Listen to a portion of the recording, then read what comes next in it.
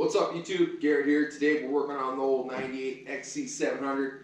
Now, normally I wouldn't say this, but I've noticed only 20% of my viewers are actually subscribed to the channel. So if you like seeing old sleds like this get brought back to life, doing some modifications to them, taking them out riding, make sure to hit the subscribe button and the notification button and make sure you see the videos. Recently, you guys saw about that 97 SKS 700 at the SLP twin pipes into the glass pack mufflers. It's a pretty rare set of pipes. They're early build, and it's what SLP made before going to the canister style muffler on all their twin pipes. Now, those pipes are the only reason I bought that SKS, and honestly, I already pulled the pipes off, put a stock exhaust back on it, and I sold the SKS. But I got what I wanted out of it, which was the pipes. Now those SLP twin pipes are going on this sled. All right, so first things first, we need to go ahead and pull this carburetor. The other carburetor's already gone, long story.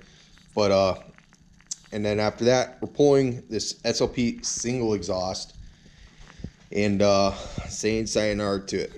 It won't be back on this sled. So we are going twin pipes, and it's going to sound awesome.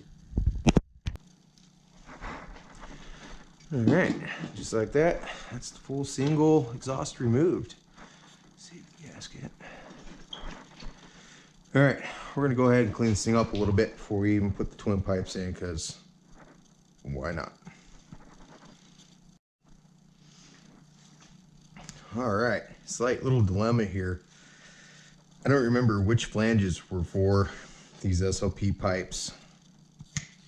I think one of these sets, probably PSI, one's SLP. I'm thinking these are closer to the edge. I'm gonna guess these are probably the SLP ones.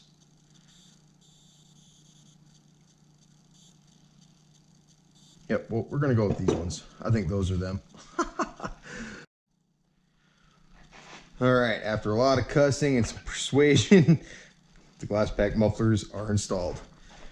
Now we're going on to the pipes. Woo!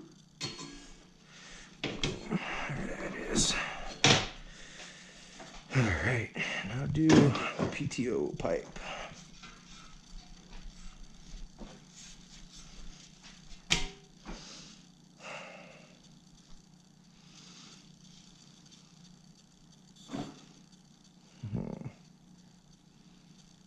Feeling I may have done these wrong. I think that pipe is supposed to be on the others.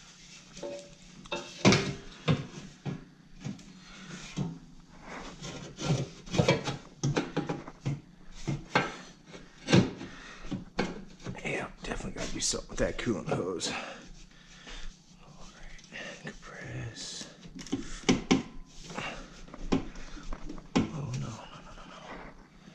Back in there.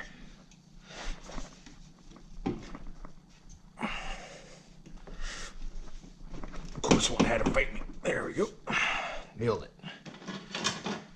Spring on this real quick.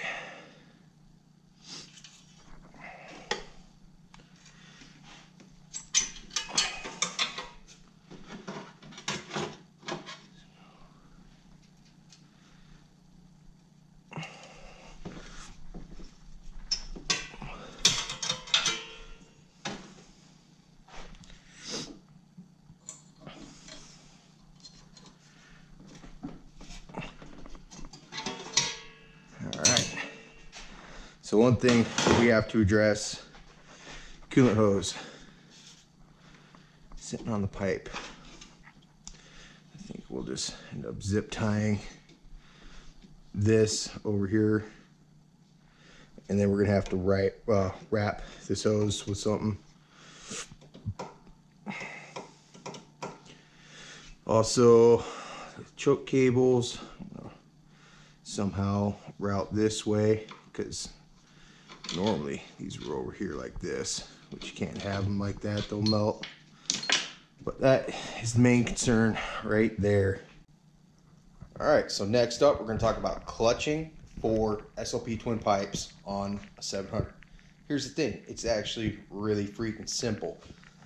You don't even have to change weights.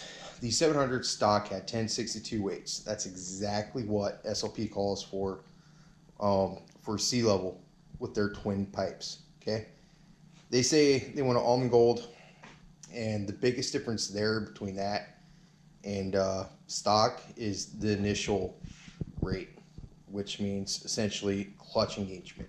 They want like 150 pound initial, which will raise the engagement probably 45 or 5,000, somewhere in there if I were to guess. Not sure, haven't ran one yet, but I have the clutch here that came with the SKS with the twin pipes, and it has a blue white, let's see, there you go.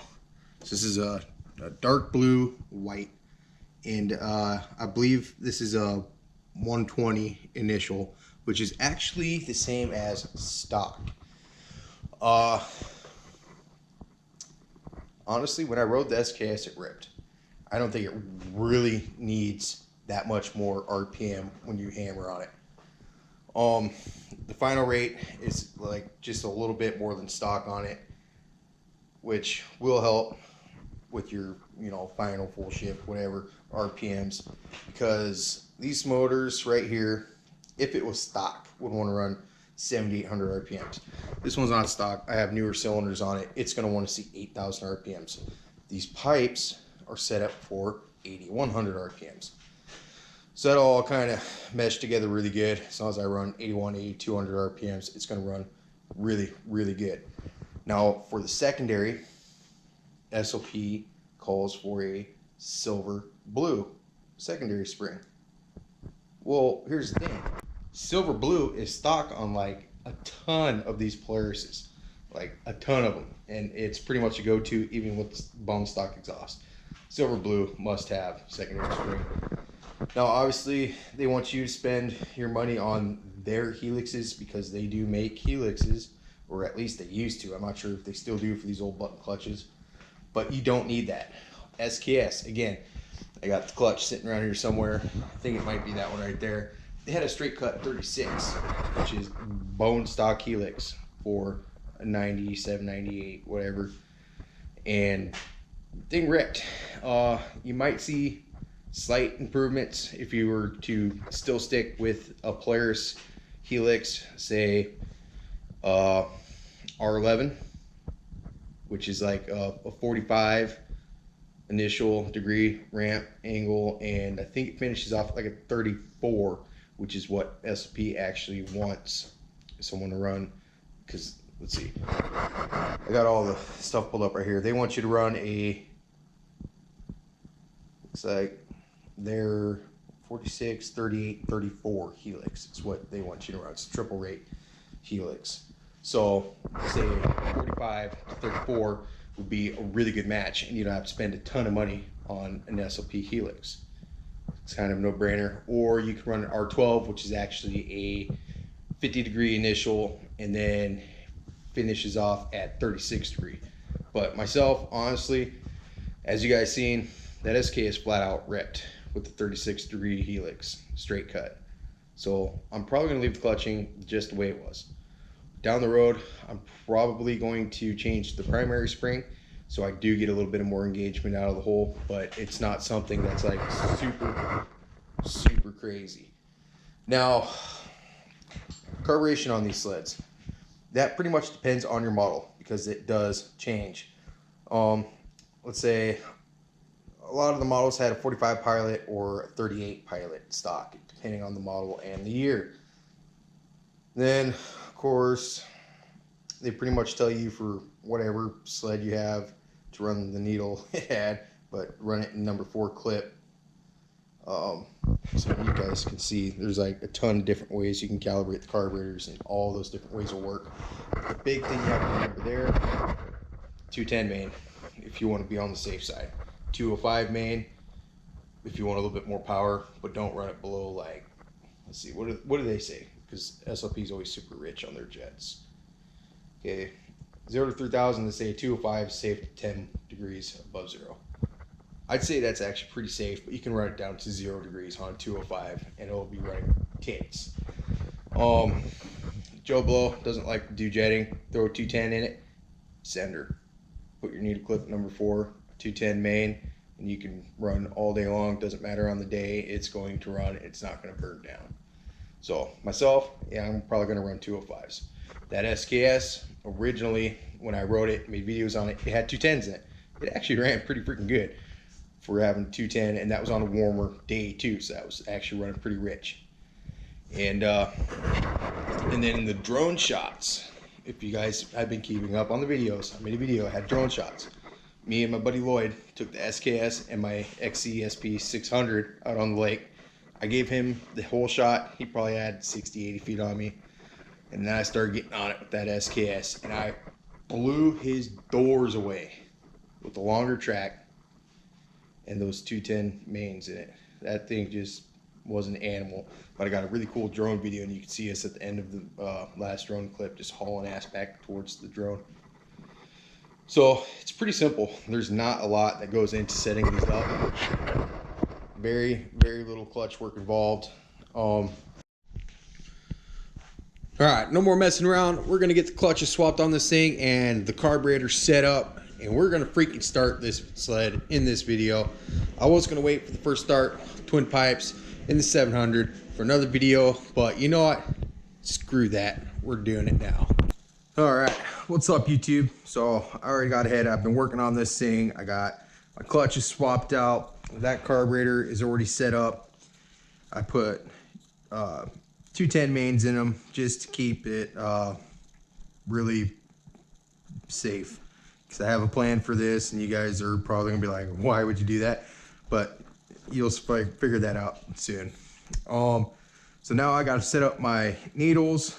So the way you adjust your needles, I already got this one taken apart, so I figured I'd show you, is you got this little clip right here, and you got 5 different slots in your needle. Number 1 is this top one. That's the leanest setting you can have. As you go down, it gets richer. So with these twin pipes, I want it in the number 4 position, which is the second from the bottom. So luckily I already had it there with the current setup I already had in the sled. So I can just go ahead, take my slide, drop this right through the hole. Boop. Then you got this piece right here. That drops right on in there, kind of, sort of. This can be a pain sometimes, but then you take a 6mm socket. Just thread that back in there.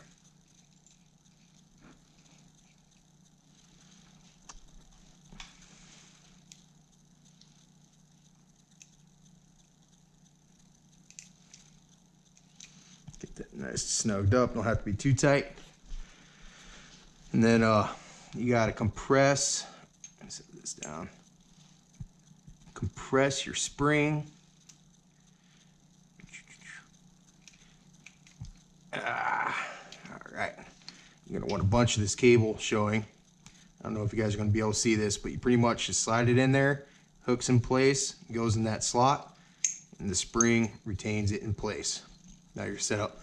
Now another thing you can do to really fine tune your carburetors is you can change your slides.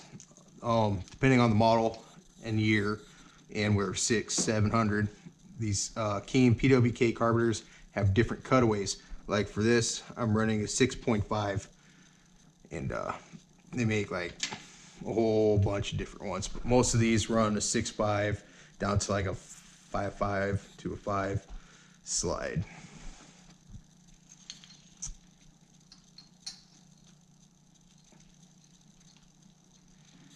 Alrighty, very carefully this over here. Slide that back in the carburetor. Screw this into place.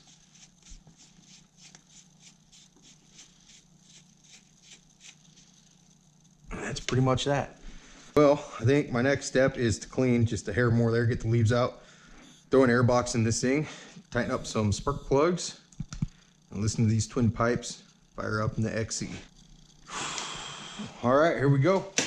Clutched, jetted. Still, we aren't going to run it for long, but I am going to start it. I still have to do something about my coolant hose here. Rub it on the pipe. That's going to be real easy though. I just need to zip tie it up or something to keep this lifted. That way I have a good inch clearance. I'll probably put heat tape around this as well. Another thing, I got to do something about the oil cable, and I also have to cut this section out of my metal grating there. You won't be able to see it when the hood's closed, but you have to do that for hood clearance. It'll close, but it ain't quite right. But here we go. Hopefully it starts. This thing's pretty much out of fuel.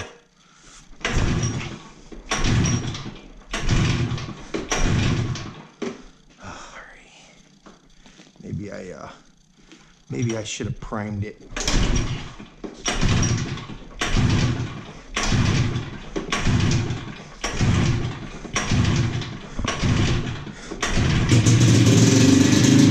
Come on, come on. There goes my phone.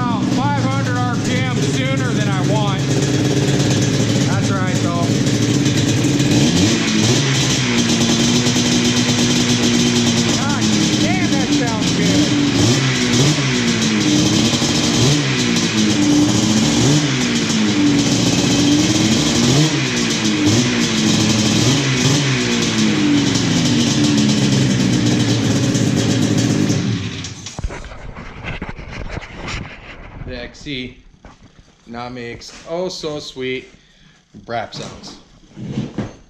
Super happy about that. Yeah, you can see it don't like to shut right. It's because the pipe's kind of hanging up a little bit right in there. So that's kind of hanging it out. Easy fix though. And that's all stuff that in the instructions it actually says to fix and do. But well, stay tuned. It's Christmas Eve, and the next video is me putting this sled through torture test. And by torture test, I mean holding it wide open for 5 miles across Big Lake. So stay tuned for that. Let's see if this whole thing will hold together.